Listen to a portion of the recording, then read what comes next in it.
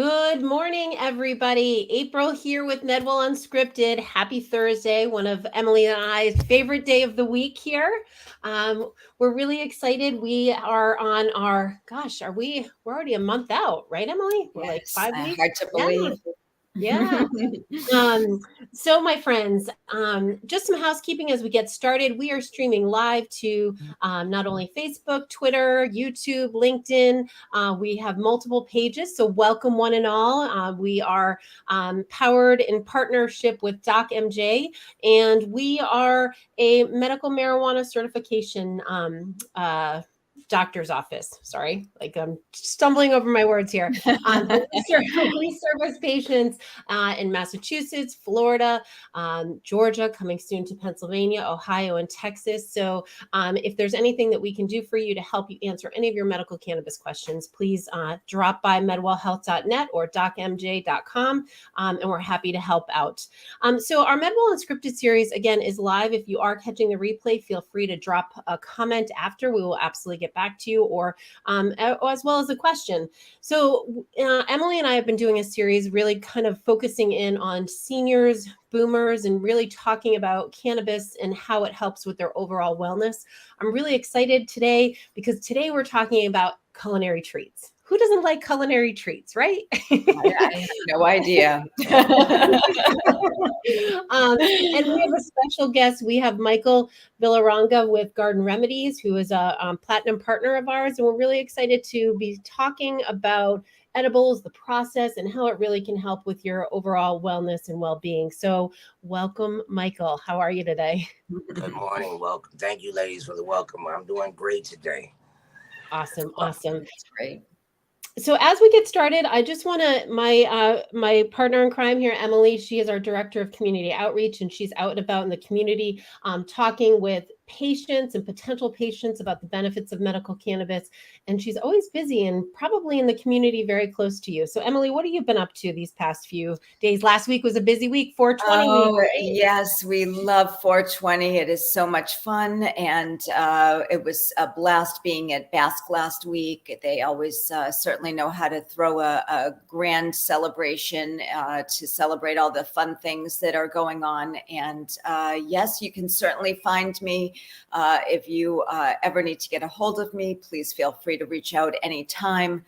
Certainly, there's easy ways to track me down if you have questions. You need specific answers on how to obtain your medical card in any of the states that April mentioned. It's been an absolute pleasure being able to partner with Doc MJ so that we can just spread our education and outreach as much as we can so that you would get those answers to be able to think about if cannabis is right for you or not. And so it's been an absolute pleasure to be able to continue this series and focus on our friends that are our senior friends, our boomer friends that might have some questions, might be interested in whether or not this is something that would be, an option. So that's what we're here for, April, right? Absolutely. Absolutely. All right. Awesome. So again, I want to welcome Michael Villaronga. He's with Garden Remedies. He is a sous chef there. Michael, welcome. Tell us a little bit about yourself. Well, I'm just like your average smoker. I started when I was young, when I was a teenager, tried it out and thought it was nice, and kept it going throughout the years until around 2015 when I found out I had cancer. That's the reason why my voice sounded like this. I had throat cancer, stage 3 squamous cell. Got in there and figured out, started doing treatments. I had to do radiation and chemo, and I just kept remembering how they would tell me, you got to be able to pick yourself up, and you're going to need to get yourself an appetite, because I had lost almost, I think it was like 74 pounds. Wow. Within 30 days. It was gone just like that.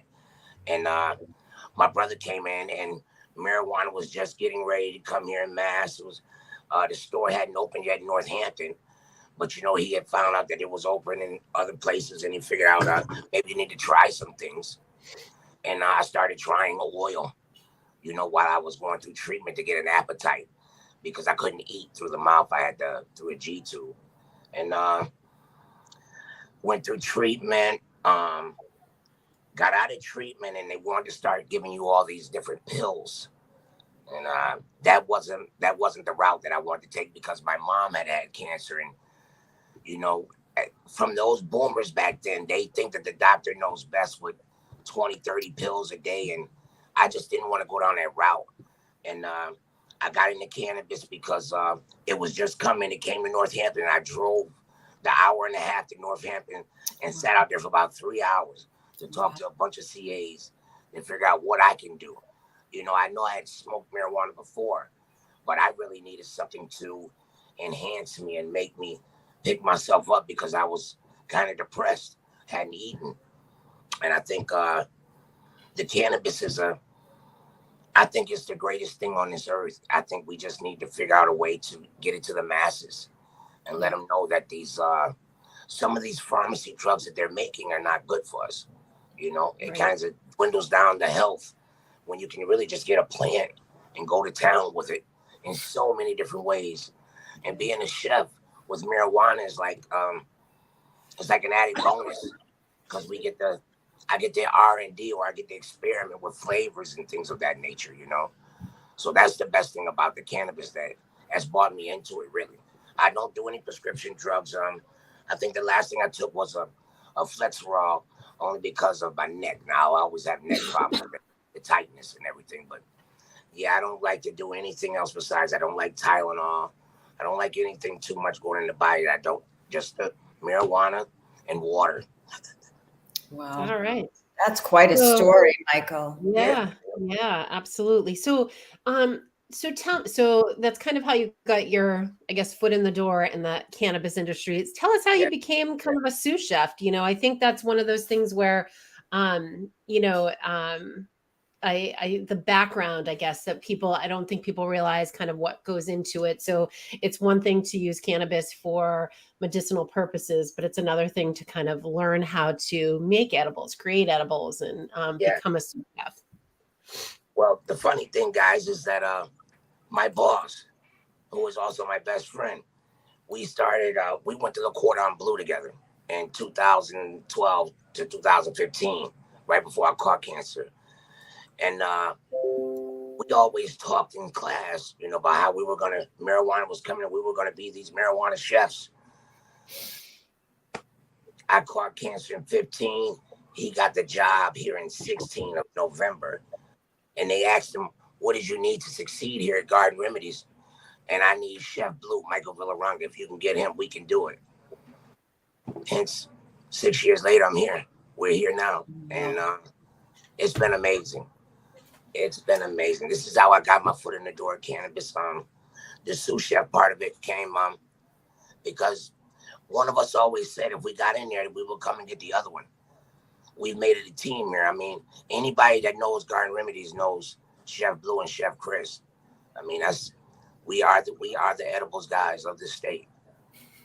We were here. That's amazing. That's so what great. What do they call you, Chef Blue? I'm Is Chef that what Blue. you Yeah, I'm Chef Blue. Yeah. said? Blue. How'd you get that name?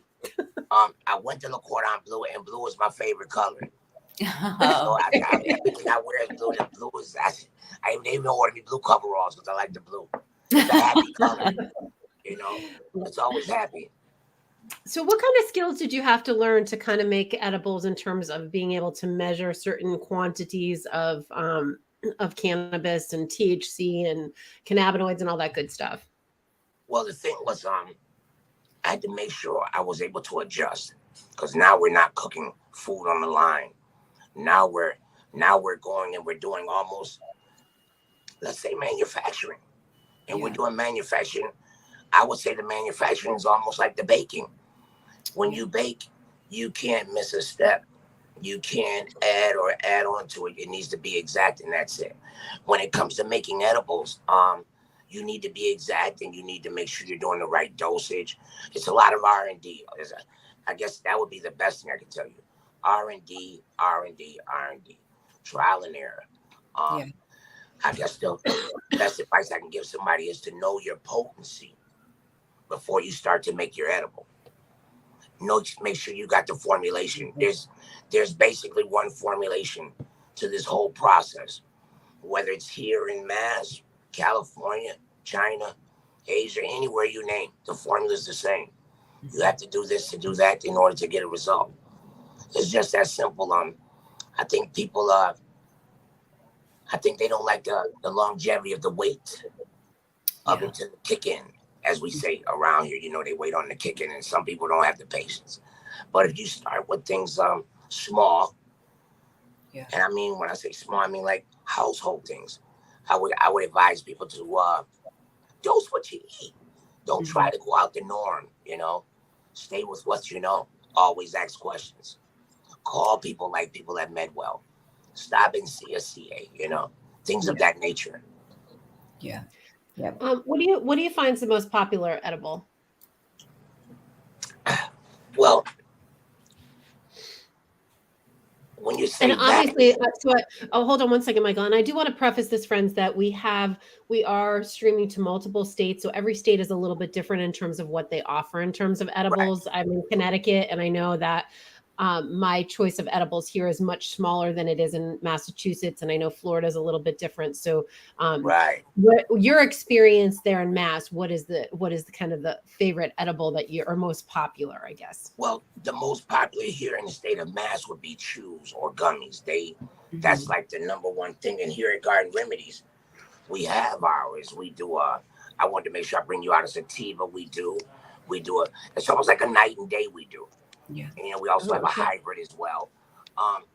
But my thing for the edibles, as far as when you ask about the favorites and the number ones, it all goes on age bracket, to me. Yeah. Because people in my age bracket, and I'm 54, I tend to deal with more people who like to have salads. The sugars are too much for them at our ages. It's just literally too much. It's just sugar and gelatin and water. And that's about every gummy out there or every chew. And that's a little bit too much for us sometimes. Raises the blood pressure up. So I'm into more oils and things of that nature, teas, coffees, a little bit. We also working on a NutraSweet that's medicated. I've already done the agave because agave is a better sweetener than the regular sugar in the raw.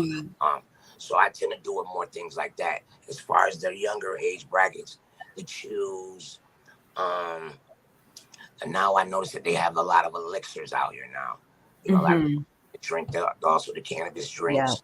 I just feel like those are not dedicated, or those are not for the people of an older age, because that is not what we are into right now. We're more in the health conscious, salads, proteins, vegetables, farm to table things. That's what I deal with mostly. My boss, on the other hand, he's into the gummies, the cakes, the pies, so it's all in the age bracket thing, if you ask me. Yeah. I would agree with you. Yeah. In terms of, I noticed, when you go and purchase an edible at the dispensary, a lot of times there's kind of an expiration date. Like, what is a typical shelf life of a gummy, for example, or a cookie? And how is that estimated? So when you talk about shelf life on things, we usually can make things last a year. That's because it's packaged. If there's no air, then you're holding it. You can hold it for a year. My thing about the packaging and the edibles, and the only thing I see a problem with in the industry is that we tend to overproduce, and that's just not us. It's not that it's a bad thing, but it's not also this a good thing, because you overproduce a lot. And then if it doesn't make the move, or it's a new product you're trying, then you kind of lost out. And what I mean when you lost out, you lost on monetary money that could have been used for something else. That was what we had started when we first started Garden Remedies. We were all across the board. We were all just making things. Now we tone down and we make what we need, not what's on demand, because what's on demand on Monday might not be the same on Tuesday or Wednesday. Right. So the shelf life thing is you do it as needed. And when you look at these dates and things, I want to make sure people understand that If it say it's a year, it's just truly a year. It's really not. We don't have time to as they say, BS you in this neighborhood here. This is going inside your body. But come back to me if it's all messed up. Right. So when you're talking, so I guess, like, does it change the potency, like as a date? Is that what changes, God, or it's no. just a matter of it being good? No. Like, can you, yeah, go ahead. No, young lady, listen, nothing changes, but Young maybe. lady, I love this, Michael. I knew we were going to be good. We'll take young lady any day. No, listen, potency doesn't change in anything. It's just like, I think we get away from, it's just like regular food. If it sits out, if you open the pack and you leave it out, it's going to get hard. Nothing's going to change the potency, not but the texture, and it probably will spoil. If it's closed and it's sealed, nothing's going to happen. It all stays there. But we all know over time, this room would change in temperature. We have 4 seasons here.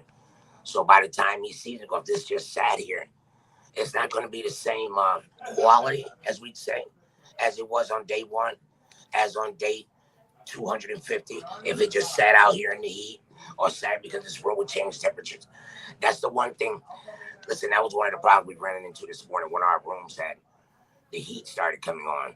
One of the rooms, the air conditioner dropped. So it's all hands on deck, and we had to move. We had to remove tubes out of one room and put them in another.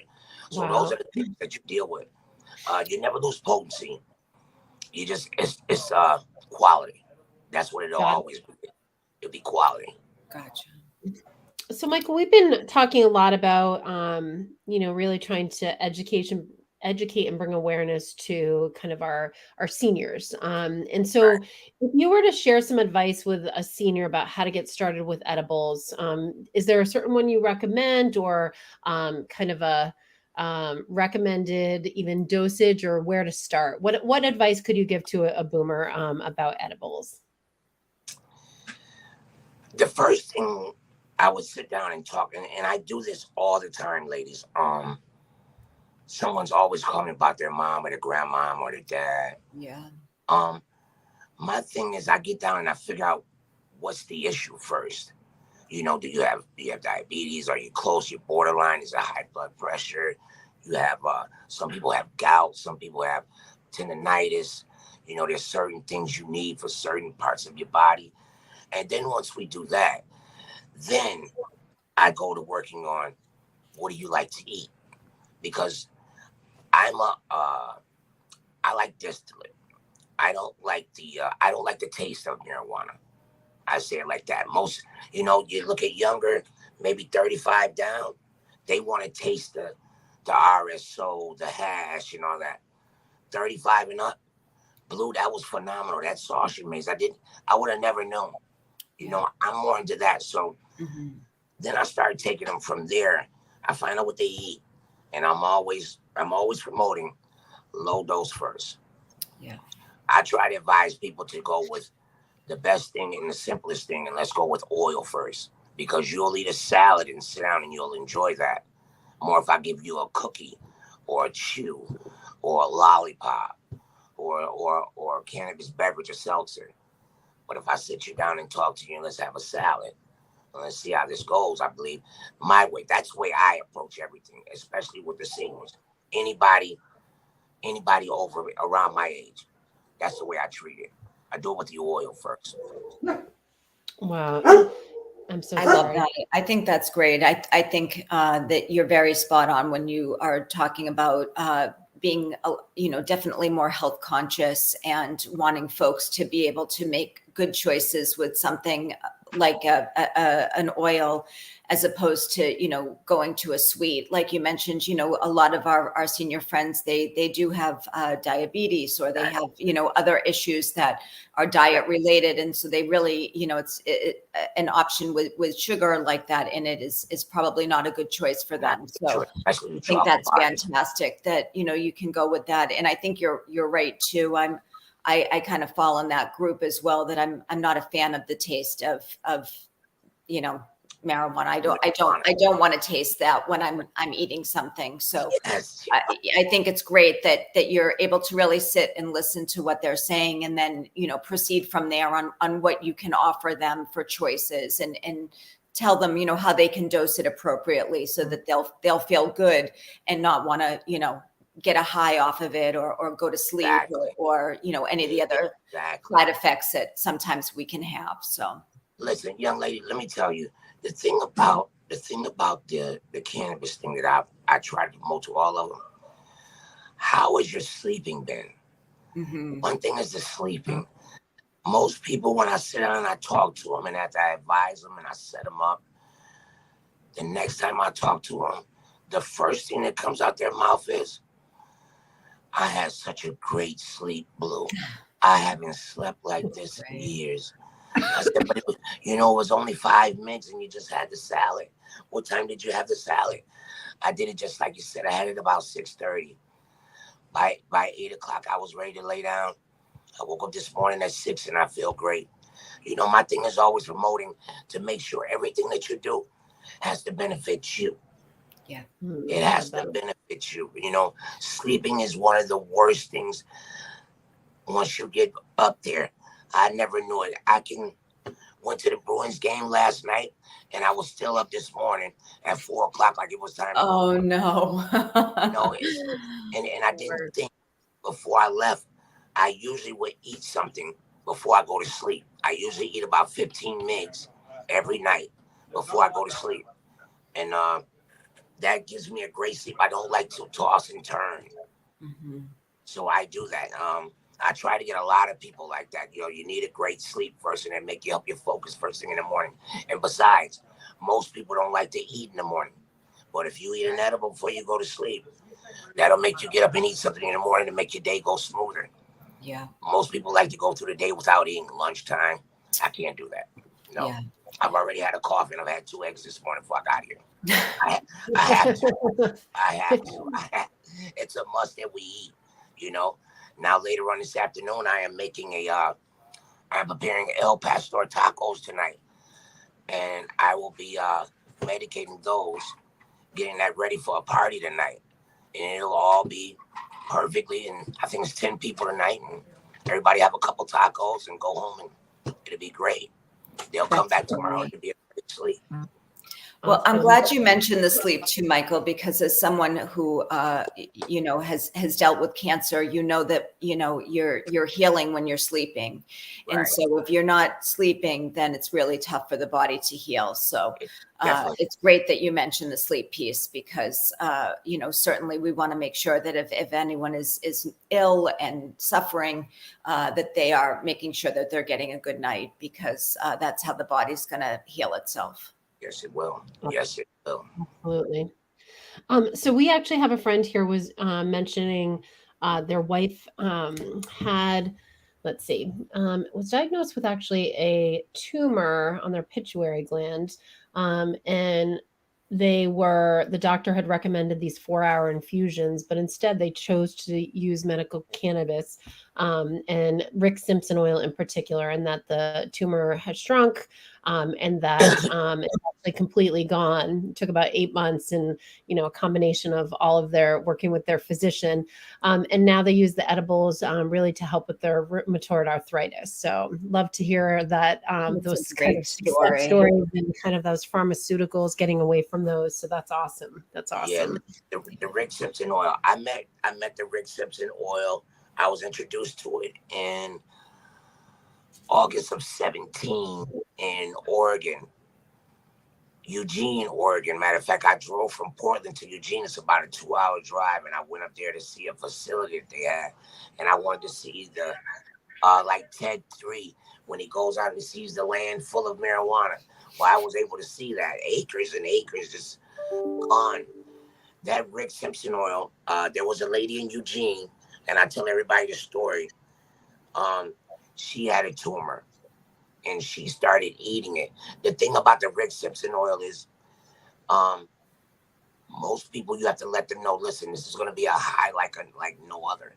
It's from the top of your head to the tippies of your toes. It tinkles all through. and it's a great medicine. There was a lady in Eugene. She had to take it because there was a tumor on the side of her neck that was inside her throat, and she was eating 1 gram darts for 2 months every day. And they say one day she came in, she was at the store and it just came out. I couldn't find any record of it in a thing. It was just a picture on a wall, and they showed the lady. And they said the lady comes in all the time. She's still alive, and this was 6 years ago. So I don't know, but I know that Rick Simpson. I tried it. It's powerful. Yeah, Powerful, but it's the good stuff, but it's heavy. Yeah, you only need a tiny little amount, I've heard. Yeah. Yeah, I took maybe a drop. I had to sit down for a long while. Yeah, Rick Simpson is different, but they say it's the best thing known to man right now. If you can withstand the high, they say to give it to people that are in a lot of pain. Yeah, They're in a lot of pain. Yeah, this is something great for them to ease it instead of morphine. Yeah, That's for sure. I tried to give it to my mom before she passed, but listen, some of those people, and not talking bad, but my mom's generation, the 60 and 70 plus, they believe in the doctors cold-heartedly. Like, that's Dr. Johnson. He knows everything. He wouldn't tell me wrong. I'm not saying he's wrong, Mom. I'm just telling you, maybe you should try something else. My mom did. Here's the number. My mom had 43 different pills. A 24-hour status. Her last 12 years of her life, it was 43 different pills in that big old pill box. You have to fix that. And, the last maybe 2 weeks before she passed, Garden Remedies had opened up, and I drove out to Northampton to get a salve, and I put it on her feet. And the next morning, I slept so good. Boy, why'd you put that on my feet? And she laughed and she said, Lord, I never thought it would be like that. Yeah, but that's that Rick Simpson and this oil thing. It's like the greatest. Yeah, it's great. And I think that in a lot of areas, it's becoming a lot more readily available as well, which is good. It certainly depends what state you're in. But, I know when I first started at Medwell, it was very hard to find. And, now here we are 7 years later. And, I'm seeing it a lot more readily. Patients can purchase it now. So it's good to see it's coming out there. It is the. Do we have a question? Oh, I'm sorry. Go ahead. No. I just want to. David had asked this question, and I just want to make sure that we get it answered. So he's asking, are you aware of self-emulsifying nano delivery system technology? It can instantly emulsify cannabinoids or oils into foods and medications, as well as provide taste masking properties. Interesting. Have you ever heard of that? So we've heard of that. Wow, I want to tell you, it's not even 2 weeks ago we heard of that. I think they want to try that. We want to try that here. Masking it. We have a nano machine here as well that the lab uses. We were trying to see if we can take the original terpene from a flower and Rick Simpson oil and mash them together and put them into one to flavor the Rick Simpson, because Rick Simpson just had this earthy taste. So we're always trying to mask things. The masking thing to me, it's I don't think it's you still get the burn. How about that? I don't know how to explain that to you. We've tried it. The flavors, you don't taste the Rick Simpson oil, but you get hints of it. You don't taste the terpenes, but you get hints of it here and there as you chew. It goes back to what we were saying earlier. I'm just not a fan of the taste. I don't want anything masked or flavored in mine. I need it to be plain. I need it to be what I was thinking of. When you the reason why McDonald's is the number one restaurant, because every time you go, it's the same taste. You don't go there for anything different. You go there for that taste. So when I eat the food that I cook at home, it has to be the same taste.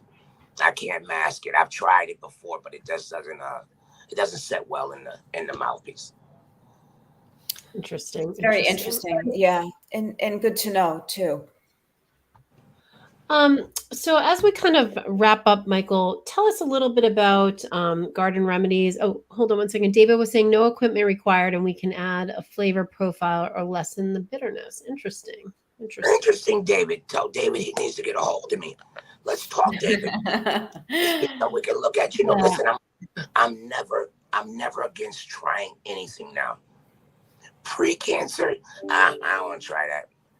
After cancer, there's nothing I won't try if it'll benefit me or somebody else. Absolutely. I'm always willing to try it, Yeah. Yeah, let's try it, David. You should give us a call, man. Maybe David's local. If he's local, he can always come down. We can probably give him a tour. That'd be great. That'd be awesome. So why don't you share a little bit about what people can find for edibles at Garden Remedies, and talk about your location as well. Well, we're our manufacturing facility. We're here in Fitchburg. We have 3 locations to purchase, which is Marlboro, Melrose, and Newton. And for the edible scene, we do carry a lot of other people in the state. But for ourselves personally, what we promote here really is this Lotus day and night. We came up with it about a year and a half ago. We were thinking, man, like I was telling you earlier, ladies, about sleeping, about being able to make the day, depression sometimes. Sometimes you need something to uplift you, and sometimes you don't have a human to do that. But if you had your sativa edible, maybe a chew, maybe even a joint, some people like those as well. It might give you that beat to get you out of that funk that you need. People who can't sleep, we found out about that. We figured if we added the minor cannabinoids to these things here, CBN, which is now a new product on the line, which I've been knowing about since 17, because when I went to Oregon, I learned about CBN and how it's made, and how the more oil, the longer it sits. As they say, the better it gets. The thing is, set it and forget it. When you make oil, it sits there, and the longer it sits, the more CBN is going to sit there and make, because you're going to eat it again, use it. So it's going to just keep producing, so it gets a lot stronger. Okay, David, I've seen that. No, yeah. So he was trying to connect in the way that the stream works. I can't direct message to LinkedIn, so I just wanted to make sure that, because he said he's in Milford, so that's the way you guys can connect. So, David, feel free to email me at april@medwellhealth.net, and I can connect you and Michael together. So that'd be awesome. That'd be awesome, of course, man. So, Michael, just some closing. Do you have any words of wisdom and for our audience about edibles? Kind of just some closing thoughts as we wrap up here. The most important piece of information I can give you is know what you're eating before you put it in your mouth. That's the first thing I can tell you. That's the first thing you need to know. You need to know who made it. You need to know how is it dosed. To have a bad experience on marijuana is the worst. Yeah. Chef Blue, Michael has done it. I did it in 17. I grabbed an edible that I thought I could handle. I think it was 125 mg cookie. Oof. That wasn't what, that wasn't, that wasn't not good. No, that wasn't good. That was not good. No, that's not good. And remember, everybody, know what you're getting. And if you start doing it yourself, if you don't know, ask someone. My line is always open. You can reach me at Bluetopia 7 North. You can reach me on LinkedIn. You can call me. I think my number's on all my socials. My phone is on. It goes off all day. Just know what you're doing and try and educate yourself. Call somebody. Grab a group. Let everybody participate into it. Awesome. That's great advice. And certainly, this is why we partner with Garden Remedies, because they do have such a knowledgeable team. They're professional people over there. So certainly make sure you stop in and talk to them. They will be able to guide you. And depending on, where you are with your cannabis journey, if you're a newbie with it, certainly make sure you speak to them over there. They are all phenomenal. The whole team is great. So thank you so much. Yes, we love what we do. We yes, really, and you can tell. Yeah, wouldn't be here this long if we didn't love it. absolutely. Michael, thank you so much for your knowledge and your time Mike. today. We so appreciate it. Thank you to our audience for chiming in today, chiming in with questions and some input. If you are catching the replay, my friends, please feel free to drop a comment or a question. We'll absolutely get back to you. Emily, thank you for your time today. We will look forward to seeing you next week. We will be on live on Wednesday next week at the same time, 10 a.m. So we look forward to seeing you then. And everybody make it a great day. Thank you again. And Michael, again, many thanks. And stop by gardenremedies.com. Thank you, ladies. Have a great day, friends.